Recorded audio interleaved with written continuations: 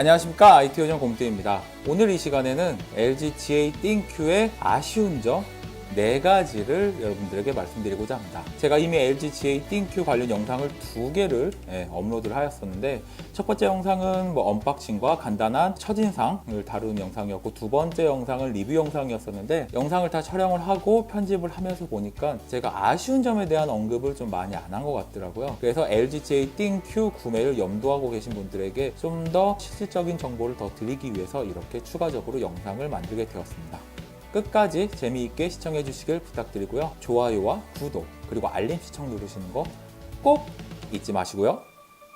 아쉬운 점 첫 번째는 액정의 색감 그리고 퀄리티 부분입니다. 전작이었던 LG G7을 사용할 때는 조금 과하다 싶은 부분도 있지만 그래도 보기 좋게 쨍한, 보기 좋게 강한 그런 느낌이었었는데, 이번 LG GA-ThinQ 같은 경우에는 부자연스럽게 느껴질 정도로 좀 쨍하고 좀 과한 느낌이 있어요. 일단 정확한 비교를 위해서 이번에 LG GA-ThinQ에 추가된 트루뷰 기능을 우선 비활성화 하도록 하겠습니다. 그리고 비교할 아이폰의 트루톤도 비활성화 하도록 하겠습니다. 여러분들이 보는 왼쪽이 아이폰이고 오른쪽이 GA-ThinQ인데 보기에도 확연히 색감이 다르죠. 제 주관적인 판단에서는 좀 과한 게 아닌가 싶은 좀 생각이 들어요. 전반적으로 색감이 사실적이지는 못한 약간 그런 느낌입니다. 그래서 제가 다른 영상에서도 말씀드렸다시피 최근에 플래그십 스마트폰 3개를 썼었는데 그 중에 제일 색 정확도라든가 어떤 색감에 대한 느낌, 이런 것들이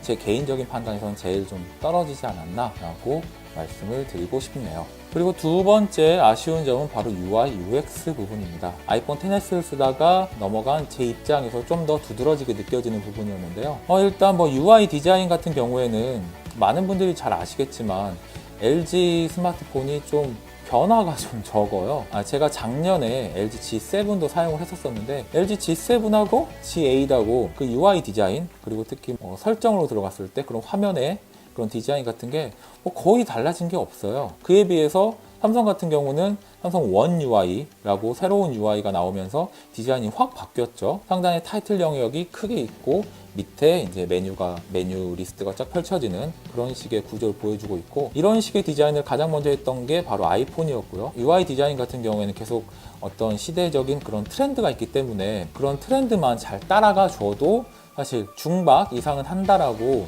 볼 수 있는데, LG는 좀 이 부분에 있어서 따라가는 속도가 좀 더딘 것 같아요. 그리고 아이폰 XS나 그리고 요즘 중국산 샤오미나 이런 제품들 보면은 특히 제스처 UX를 많이 채용하고 있죠. 사실 아이폰 XS로 넘어갔을 때는 이게 참 직관적이지 않다라고 생각을 했었거든요. 제스처 같은 경우에는 만약에 웹브라우저를 보고 있을 때 그냥 뒤로 가기 하려면은 이렇게 스와이프를 하면 전 화면으로 넘어가죠. 손이 굳이 밑으로 내려갈 필요 없이 그냥 내 손가락이 있는 위치에서 이렇게 제스처로 화면 전환을 할 수 있기 때문에 이런 점들이 훨씬 더 직관적으로 느껴지더라고요. 운영체제의 어떤 특성일 수도 있어요. 근데 중국산 샤오미나 이런 브랜드 같은 경우를 보면은 아이폰처럼 제스처만으로도 이렇게 핸드폰을 조작할 수 있게 기능을 제공하지 않습니까? LG도 그런 부분에서 좀 더 적극적으로 그런 부분을 좀 받아들였으면 하는 바람이고요. 어쨌든 LG도 그렇고 삼성도 그렇고 UX적인 부분에서 좀 더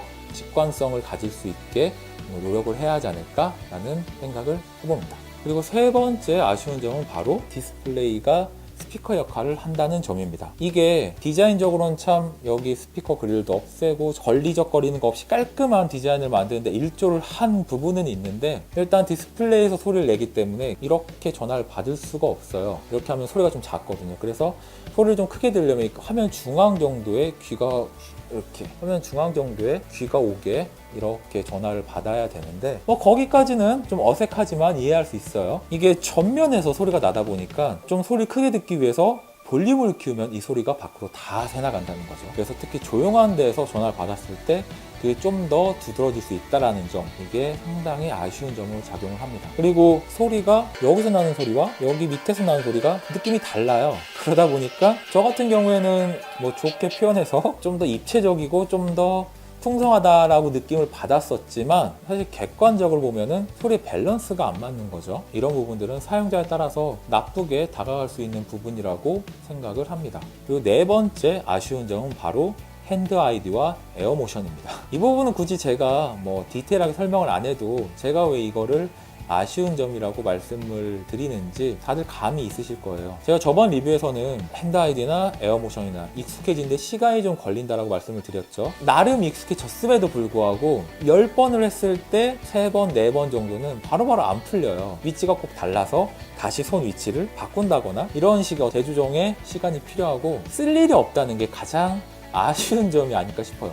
사실 뭐 없는 것보다는 있는 게 낫지 않나라고 말씀을 하실 수도 있는데 LG 측에서는 이 핸드 아이디나 에어 모션을 상당히 키 셀링 포인트로 홍보를 했잖아요. 그렇게 홍보한 기능치고는 활용도가 없다라는 거는 이거는 좀 아쉬운 점이라고 얘기할 수가 있죠. 이 손을 인식하는 이 거리감이 좀 더 플렉서블하게 됐었다면 좀 더 이 기능 활용할 수 있지 않았을까 싶어요. 근데 워낙 거리에 대한 제약이 있다 보니까 급하게 뭐 폰을 풀어야 한다거나 급하게 어떤 펑션을 실행을 해야 한다거나 이럴 때 거의 무용지물에 가까워요. 대체할 수 있는 방법이 있다라는 거예요. 이렇게 손으로 이렇게 해서 볼륨 조정을 하는 장면이 있는데 사실 그거는 구글 어시스턴트를 호출해서 볼륨 줄여?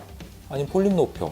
이런 식으로 음성으로도 얼마든지 할 수 있는 부분이기 때문에 굳이 적당한 위치에서 손을 올려서 이렇게 조정하고 이런 것보다는 말로써 조정하는 게 훨씬 더 편하죠. 사실 그리고 유튜브나 기본 구글 앱 같은 경우에는 뭐 구글 어시스턴트가 다 실행을 할 수 있으니까요. 정말 완전하지 않은 기능이다. 그리고 활용도가 높지 않은 기능이다 라고 말씀드릴 수 있을 것 같습니다.